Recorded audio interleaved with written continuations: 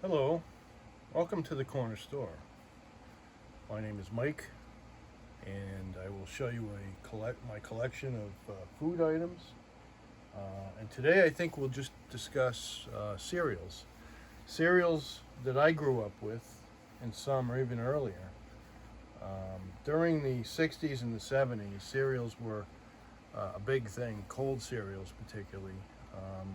We as kids didn't have TV like you do today, where you have many channels and virtually every type of program that you ever want to watch on at any given time. And when I was a kid in the 70s, the 60s and the 70s, Saturday mornings were devoted to children.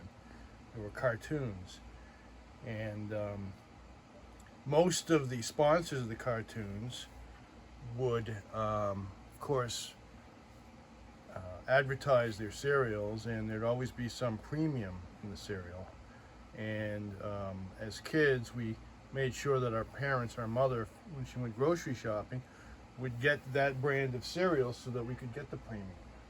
Now, I have some examples here of cereals. I don't have an extensive collection, but all of the cereals and the items I have are new old stock. New old stock means this was basically has been sitting in a box somewhere in an attic or in a cellar or a bomb shelter, and it's full and it hasn't been opened. So these are the cereals that I have, and I'll go through them a little bit. First one we have is 100% bran, and this is bran cereals, basically little pellets. This was the boring stuff. These are the cereals that we didn't want as a kid. These are the cereals your parents would buy or your grandparents would buy. Now this one here is probably from the 60s. You can see in the back there's an ad on flowers and bulbs and sort of thing. The sort of thing kids wouldn't be interested in. Had a nifty spout here so that you could just flip that open and pour the cereal into your bowl, and you wouldn't have to open the box top. The price on this was 81 cents. Cereals back in those days were under $1. Some of the expensive ones were a little more than others. I remember buying a bag of puff wheat for 30 cents. They weren't expensive, and they were good for you, some of them. A lot of them had sugar, or a lot of sugar. Now this one's a rare one. This goes back to the 50s. It's called Sugar Crinkles. And of course it has the clown, the sort of the creepy clown here that is iconic in some of the, you look at the old advertising, and you'll see this clown advertised in some of the cereals. But this is a rather sweet cereal. This is from the 50s, and this premium in this box, which is still here, believe it or not, is a package of Charms mint, not mints, but the fruit flavored little candies that were in the Charms pack. Now you may have heard of a Charms Pop, which was a lollipop, which essentially was the same sort of candy. It was a flavored candy. It was either grape or cherry or orange. But anyway, this is an example of something a kid would go to the store, talk his mother into saying this is the best cereal in the world just to get this premium. And our mothers were, I'm sure they were really fooled by that, at least for a few times, and then caught on ultimately. But you can see the old graphics, and this one actually has wax paper around the box. This is a nice example of one. Nobody saved these things. There was no reason to save them. Other than they get sort of lost in storage at some point, and they stayed in storage. But there was nothing advertised that was commemorative or memorable, so nobody would have saved this. That's what makes them worth the values that they are today. And this one's in the area of $500 on eBay if you wanted to purchase one. And again, this still has, you can hear it, this still has the original cereal in it. So very rare. Bought it out of a museum, believe it or not. It was a food museum last year, and it just shows that there's some of this stuff that's out there. Here's another example. Here, this one's from 1952. This is Grape Nuts Flakes.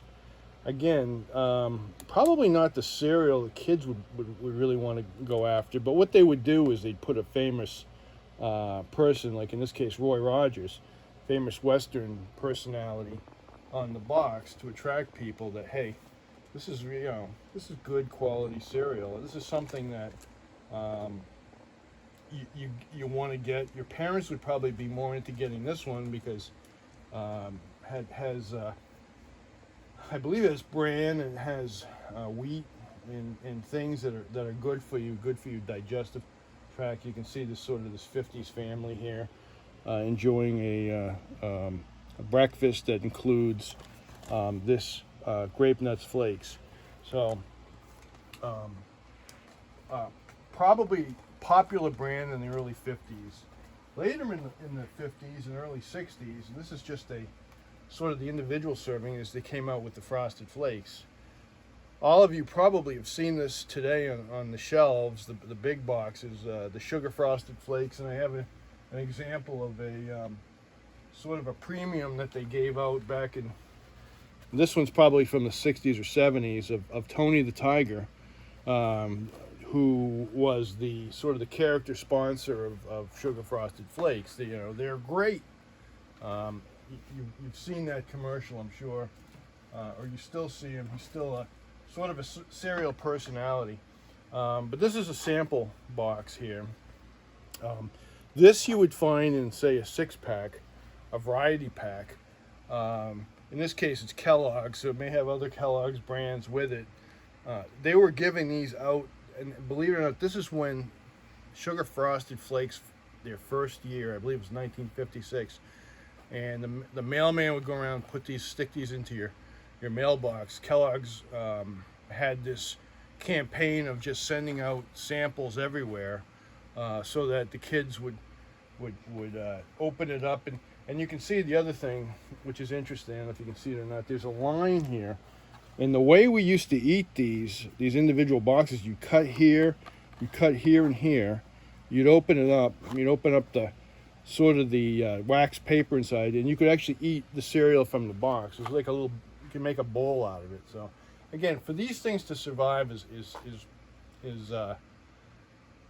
is scarce, because you just this would have gotten eaten up in the 1950s. I mean, it would have been nothing better to have for a kid than a nice sugary breakfast treat. So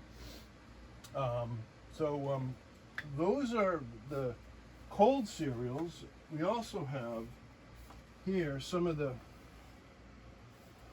hot cereals. In this case, this is probably from the I'm going to say from the 60s. It's advertising an electric oven in the back. This is Quaker Oats White Harmony grits. Grits, essentially. Hot cereal. We used to eat cream of wheat. I believe it's similar to that. I've had grits down at the Waffle House, and to me it's very similar to cream of wheat. But this is an older canister. Again, everything I have is full. This has never been opened. This has the same ingredients it had when they filled it back in the 1960s. So very more scarce. I'm sorry, probably less scarce than the cold box cereals, but still scarce. You just don't have them. This one here I remember at the grocery store when I go with my mother. The Quaker instant or the quick Quaker Oats oatmeal came in this canister here. It was cardboard. It was essentially oatmeal. It's the oatmeal that you had every day. Oatmeal you had basically during the cold days in the winter. Your mother would make it up. Although we were pretty much cold cereal kids, we would eat this once in a while, and it did taste good. It was hot. Sometimes you'd have it in the evening. But this canister here is probably from the 70s. Not that old, but you can see that it has the barcode on it, so it makes it post 74. So I'm going to say the later 70s. Not really that old. That's all I want to go through today.